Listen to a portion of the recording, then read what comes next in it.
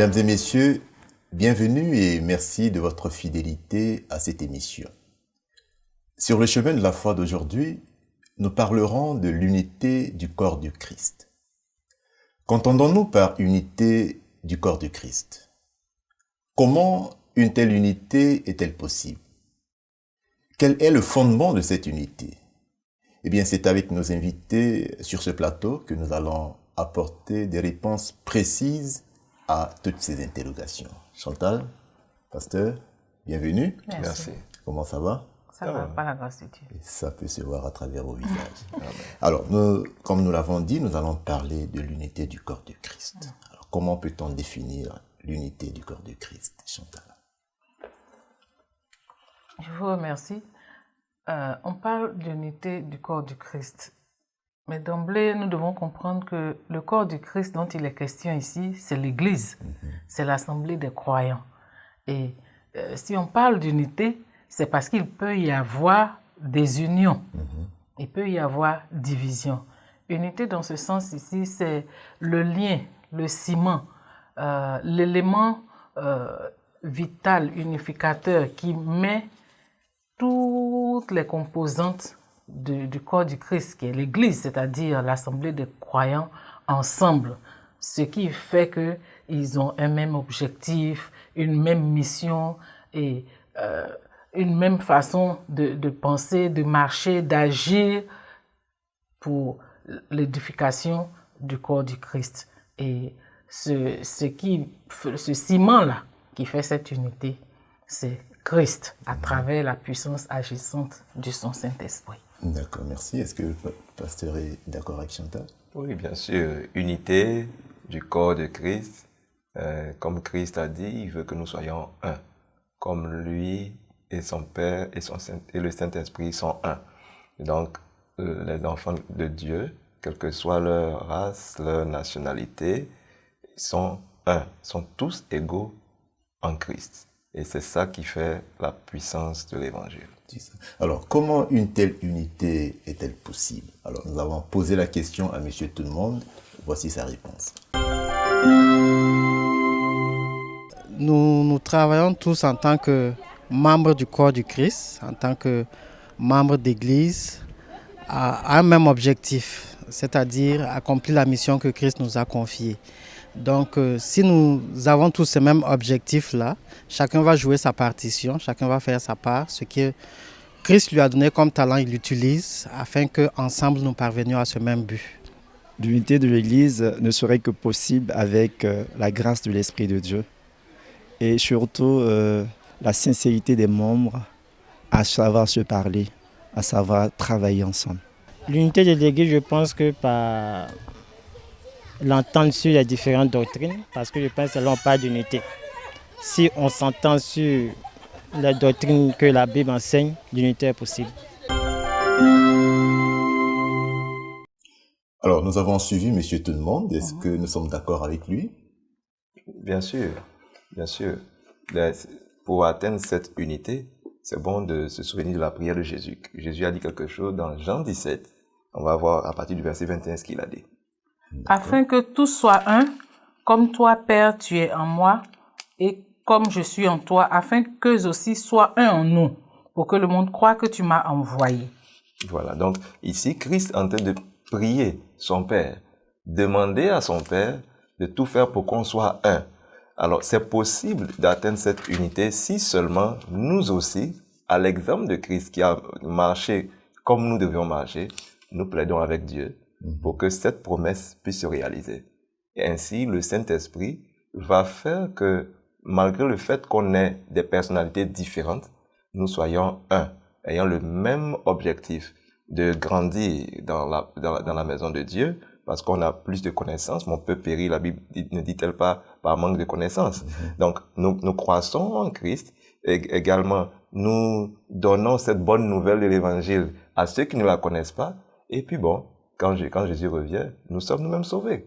Et les autres également sont sauvés. Donc, c'est par là que c'est également possible. D'accord. Comme le pasteur a dit, cette unité peut être possible à travers la puissance du Saint-Esprit. Mais surtout, nous devons avoir à l'esprit que Christ nous appelle à être son peuple.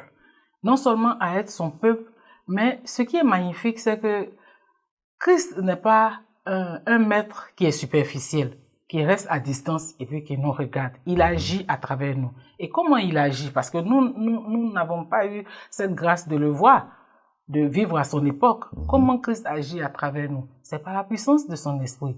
Et par la puissance de son esprit, Christ veut nous transformer. Il veut nous modeler. Comment? Pour que nous lui ressemblions.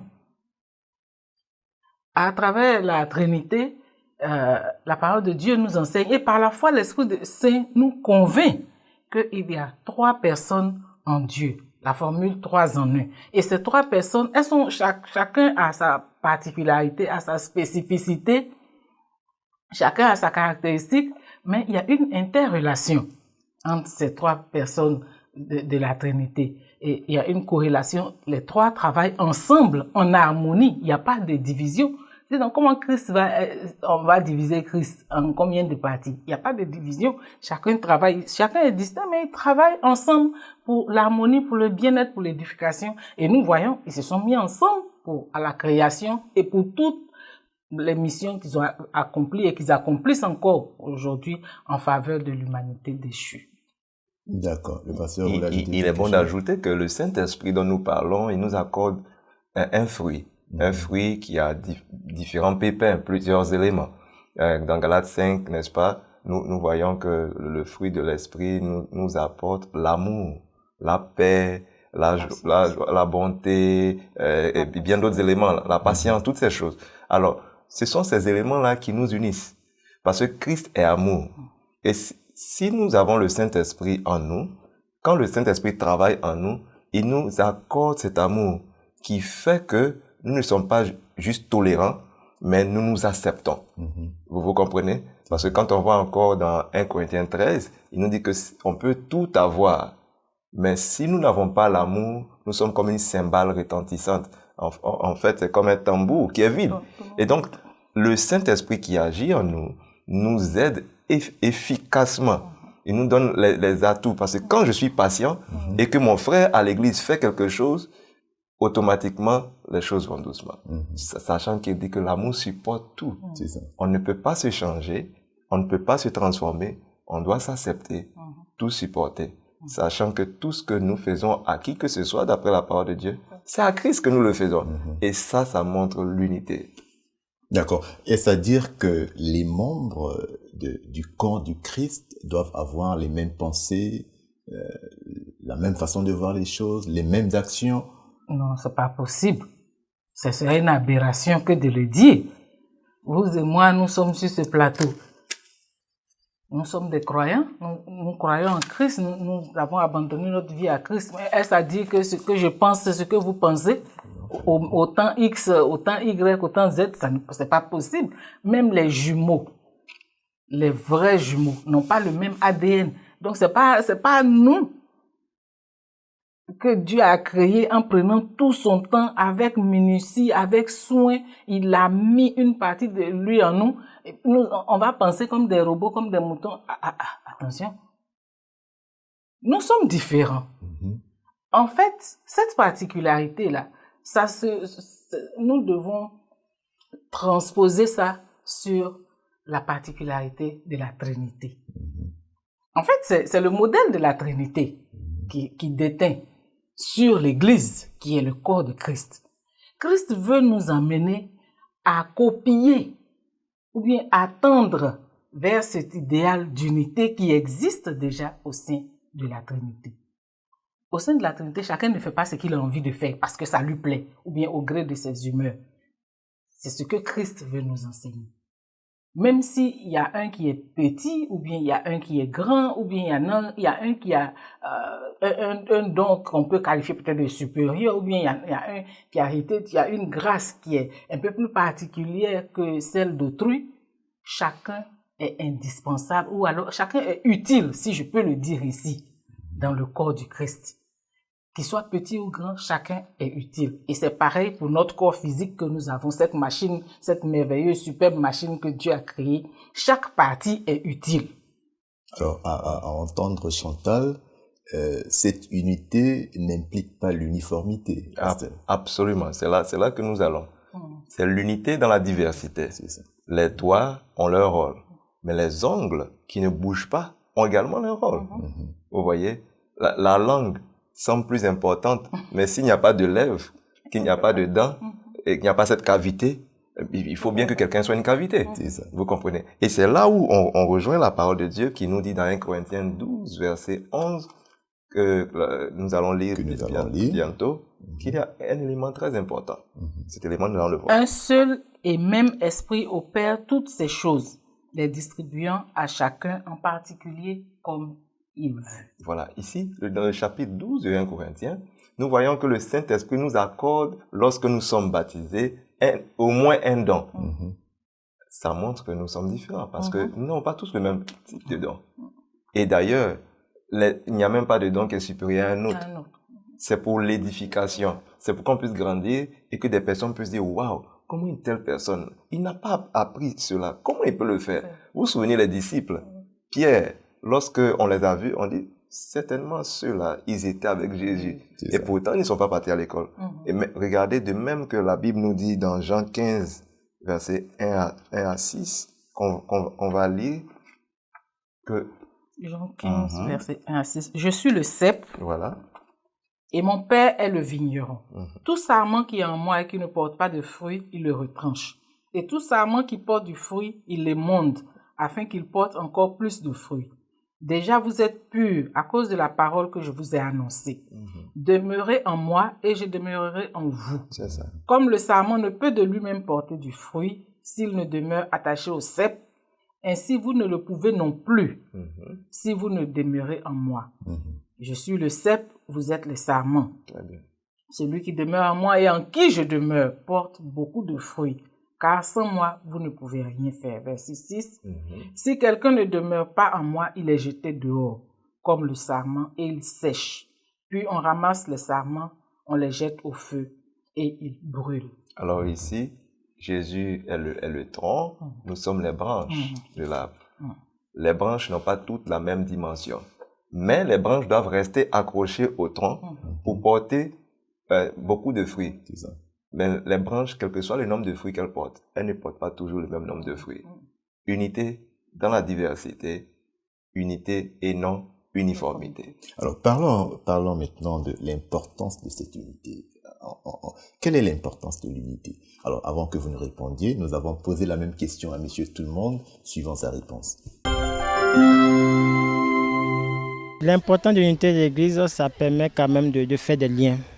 Des liens, ça permet aussi à chaque membre de pouvoir se réaliser dans la communauté qu'il a choisie.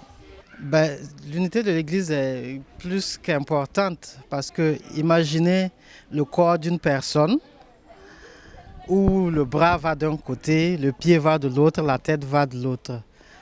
Qu'est-ce que cette personne peut accomplir concrètement? Rien. Donc, il est important que le corps de Christ soit uni afin que tout le corps puisse travailler en harmonie pour atteindre ses objectifs. Alors, Monsieur Tout-le-Monde nous a donné son avis. Est-ce que nous sommes d'accord avec lui? Oui. L'importance de l'unité. L'unité est importante. Vous savez, si nous ne sommes pas un, nous ne sommes pas unis, c'est sûr que nous allons échouer. Mais il y a des éléments qu'il faut faire ressortir en parlant d'importance de l'unité. Comme par exemple, l'unité rend l'Église efficace. Les efforts que l'Église fait deviennent efficaces seulement lorsque il y a unité. Vous comprenez? Et prenez juste cet exemple. Papa et maman à la maison ne sont pas un dans l'éducation de l'enfant. Mais l'enfant choisit vite l'endroit qu'il arrange. Et à la fin, on dit que cet enfant-là est soit impoli, indiscipliné, avec tout ce que vous savez. Et c'est la même chose. Donc l'effort de la famille est efficace lorsque les parents sont un. Et dans ce cas, la Christ est notre Père et nous sommes tous un. Alors l'unité aussi révèle la réalité du royaume de Dieu. Vous voyez, nous qui allons aller au ciel, je dirais même nous qui sommes en chemin vers le ciel, parce que nous sommes des pèlerins. C'est ça. Nous devons commencer déjà à nous entendre ici sur terre, à avoir le même objectif qui est celui de Jésus, parce que quand nous arrivons au ciel, ce n'est pas pour que chacun est son propre ordre du jour. C'est pas à ce moment qu'on va chercher à s'entendre et à s'unir. Vous voyez? Donc, c'est une répétition bien faite ici sur terre qui va continuer encore au ciel. Alors, ça nous montre également l'unité, ça nous montre la force de l'Église. L'Église est forte et nous sommes les ouvriers avec Christ. Vous voyez? Et si nous voulons avoir la force du Christ, Christ a toujours été un avec son Père et le Saint-Esprit. Toujours, même à Gethsémani, quand il priait et qu'il disait, Père, si cela est possible, éloigne cette coupe de moi. Il n'a pas dit, je m'éloigne de cette coupe. Parce qu'ils étaient tombés d'accord. Ils savaient que c'était la seule chose qui pouvait nous sauver. Il causait encore avec son Père. Il a transpiré même du sang. Mais il n'a fait que la volonté commune. Son Père a donc envoyé des anges à son service pour le réconforter. Mais dans tout cela, il y a eu unité. Et Jésus est resté fort. Même dans la douleur, il était fort. Et donc, ce sont des éléments, n'est-ce pas, qui montrent l'importance de l'unité du corps de Christ. De même que tous les éléments de notre corps doivent rester attachés à la colonne vertébrale. C'est ça. Alors, comme on le dit, l'union fait la force. Oui, Oui, Chantal, vous voulez ajouter quelque chose? Non, ce que je voulais dire, en fait, c'est que l'unité est essentielle. Elle est vitale. Elle est plus qu'importante. Dans ce sens que, par exemple, dans les efforts d'évangélisation du corps du Christ, de l'Église, si nous ne sommes pas unis, si le corps du Christ n'est pas uni, mais toutes les actions entreprises, tous les programmes, toutes les planifications, toutes les stratégies qui seront mises en place vont aller à volo. Tout va voler en éclats. C'est ça. Vous comprenez pourquoi? Parce que chacun a sa manière de penser, a sa manière de voir. Il faut mettre telle stratégie en place, il faut faire comme ci, il faut faire comme ça. Alors que Christ est uni à Dieu le Père, à Dieu le Fils, et ils prennent les décisions ensemble, ils agissent de concert. Donc Christ veut modeler notre caractère pendant que nous sommes encore sur cette terre par la puissance de son esprit, à avoir cette unité de pensée, d'objectif, d'action. C'est ainsi, en le faisant, c'est ainsi seulement que nous serons forts. Parce que le monde nous regarde, les autres nous regardent. Ils parlent de leur Jésus qui dit, il est un avec son Père, le Père et moi, nous sommes un, et puis eux, ils sont divisés. Quel est le message? Le mauvais témoignage. Le témoignage que nous envoyons. Oui, le pasteur voulait ajouter. Oui, la sœur disait qu'il travaille de concert. Essayez d'imaginer un concert où le chef d'orchestre, avec le bâton là en main, il donne la chose et le violoniste va à gauche, le trompettiste va à droite, et essayez d'imaginer ce qui va se passer. Ça ne sera plus un concert, ça sera une cacophonie. Il ne doit pas avoir de cacophonie dans la maison de Dieu parce que ça vient du diable. Dieu est un Dieu d'ordre. Et dans l'ordre, il y a également l'unité. Merci beaucoup. Alors, nous venons de parler de l'importance de cette unité, mais quelle est alors la source de cette unité? Elle doit avoir une source, cette unité. Chantal. La source de cette unité, c'est Christ. C'est Christ d'abord qui est la source. Christ veut nous enseigner que en lui, nous sommes tous égaux. Et à ses yeux, lui, Christ, à ses yeux, il n'y a pas de grand, il n'y a pas de petit, il n'y a pas de difforme, il n'y a pas d'un peu beau, il n'y a pas de laid, il n'y a pas de ceci, de moins qualifié, de plus qualifié, ou bien qui a plus de moyens matériels. Pour cela, il faut lui accorder plus de position ou bien plus de considération. Non. Christ est amour et il veut que ce même amour-là, tout ce qui a suscité la mission de Christ et le ministère de Christ, bien avant que ce monde soit créé, jusqu'à maintenant, même l'œuvre d'intercession qu'il fait, tout ça c'est motivé par l'amour. Donc, pour qu'il y ait vraiment unité là, il faut aussi que nous regardions à l'amour que Christ nous a porté. Nous pécheurs, nous qui étions condamnés à la mort. C'est cet amour-là. Si nous regardons, nous considérons l'amour que Christ nous a porté, nous allons transposer ce même amour vis-à-vis de nos frères et de nos sœurs. Nous n'allons pas chercher à regarder, non, il est moins qualifié, ou bien je suis plus nanti. Nous n'allons pas laisser les sentiments d'orgueil, ou bien de propre suffisance, ou bien je ne sais pas si vous voyez un peu, de tout ça là, de tous ces mots qui nous minent aujourd'hui dans notre monde, prendre le dessus. Nous allons laisser le Saint-Esprit agir en nous, parce que c'est le Saint-Esprit qui nous aide à aimer. Agir en nous pour que nous puissions aimer les autres et puis les considérer égaux comme nous. D'accord. Oui, je vois le pasteur. Oui, on va lire quelques passages rapidement, toujours dans Jean 17. Cette fois-ci, nous lirons Jean 17, verset 11. Je ne suis plus dans le monde, et ils sont dans le monde, et je vais à toi. Père Saint, garde en ton nom ce que tu m'as donné, afin qu'ils soient un comme nous. Voilà, donc le fait que le Père nous garde, c'est le Père, n'est-ce pas, est une des sources. Elle a bien dit, c'est Jésus-Christ. Mais le Père, c'est le Fils, n'est-ce pas? Donc le Père nous garde. S'il ne nous garde pas, c'est impossible. Deuxième élément encore, toujours dans Jean 17, le verset 22. Je leur ai donné la gloire que tu m'as donnée, afin qu'ils soient un, comme nous sommes un, moi en eux et toi en moi. Voilà. Donc la gloire que Christ donne à ceux qui sont ses disciples, je dirais à nous, cette gloire-là aussi, c'est bien défini, nous maintient ensemble et nous sommes un. Et puis finalement, toujours Jean 17, le verset 23 maintenant. Afin qu'ils soient parfaitement un et que le monde connaisse que tu m'as envoyé et que tu les as aimés comme tu m'as aimé. Voilà. Donc le fait que Christ demeure en nous, ça nous maintient unis. Mais finalement, pour la colle, c'est le Saint-Esprit. C'est encore Christ, le Saint-Esprit, qui maintenant agit pour que toutes... Parce que ce sont des promesses qui sont là, comme ça, pour que cette promesse, ça se réalise. Et quand ça se réalise, c'est une puissance. Personne ne peut lutter contre cette puissance. Merci beaucoup. Alors, nous venons de voir la source de cette unité. Alors, est-ce que on serait tenté de croire que cette unité a le même fondement? Bien sûr. Je veux dire, est-ce que c'est la même source, c'est le même fondement? Quel est le fondement de cette unité du corps de Christ? Le fondement de cette unité, bien sûr, c'est Dieu. Quand on dit c'est Dieu, c'est l'amour. Ok.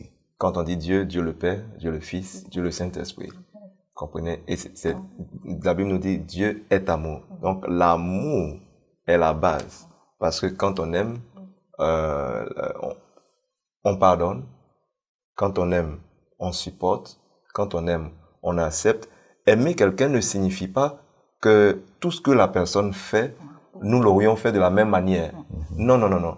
On accepte que la personne puisse le faire différemment. Vous comprenez? Et on voit par exemple dans la parole de Dieu, quand l'apôtre Paul ne voulait plus marcher avec Jean-Marc, alors qu'ils étaient en train d'évangéliser. Il a dit non, celui-là, je ne veux pas travailler avec lui, je veux quelqu'un d'autre. Il a pris quelqu'un d'autre, il est parti. Mais des années plus tard, ils se sont retrouvés encore dans la même cohorte en train de travailler. Vous comprenez? C'est une question de mission, question de priorité. Notre priorité, c'est qu'on aille au ciel quand Jésus reviendra. Donc tout ce qu'on peut faire comme Christ l'a fait, nous devons le faire. Voilà. Le reste, ce sont des détails. C'est ce qui fait justement la beauté de l'unité, la diversité. Aller au ciel, c'est notre mission. C'est ce à quoi nous aspirons, c'est notre espérance. C'est ça. Mais unis. Mais unis, bien sûr. Dans l'unité. C'est ça. D'accord. Dans l'amour. C'est ça même. On est d'accord sur ce point. Alors, nous avons aussi constaté que le Saint-Esprit joue un rôle fondamental dans cette unité. Alors, qu'est-ce qu'il apporte concrètement dans la consolidation de cette unité? Rapidement. Vous savez, sans le Saint-Esprit, comme je l'avais dit tantôt, il nous est impossible d'aimer. Christ nous demande de nous aimer, de nous aimer les uns les autres, comme lui, il nous a aimés, comme le Père et lui, il s'aiment, pour que nous puissions refléter vous voyez, ce degré d'amour-là qui l'a poussé à venir pour nous sauver. Je prends un exemple tout banal, qui est tout simple. J'aime mon frère. J'ai un frère. J'aime mon frère, pas parce que il a le même caractère que moi, pas parce qu'il a le même visage que moi, ou bien pas parce qu'il fait les mêmes choses que moi, mais je l'aime tout simplement parce qu'il est mon frère. On est différents, mais nous sommes frères. D'accord. Alors, nous allons aller rapidement. Nous allons parler de l'importance, le pasteur l'avait dit tantôt, l'importance des dons spirituels, n'est-ce pas, dans la réalisation de l'unité du corps du Christ. Alors, quel est le but des dons spirituels dans la consolidation des dons spirituels? Nous avons posé la même question à Monsieur Tout-le-Monde. Voici sa réponse. Le don spirituel contribue à édifier, contribue à éclairer et à organiser l'Église. Alors dans cette organisation, il va sans dire que l'unité va se mettre naturellement en place. Les dons spirituels contribueront à la réalisation de l'Église si on les met ensemble. Parce que une seule personne ne peut pas avoir tous les dons. Nous dépendons les uns les autres et si Dieu permet la pluralité des dons, c'est pour que tout cela soit mis ensemble pour avoir une action efficace dans l'œuvre d'évangélisation. Chacun a reçu un don pour pouvoir contribuer aux objectifs du corps du Christ. Et donc, ces dons spirituels-là permettent à chacun de faire une partie, de la même façon que l'œil voit, mais le nez ne voit pas, mais plutôt peut sentir, et la langue peut goûter. Chacun apporte sa part, en ce sens que l'Église peut progresser.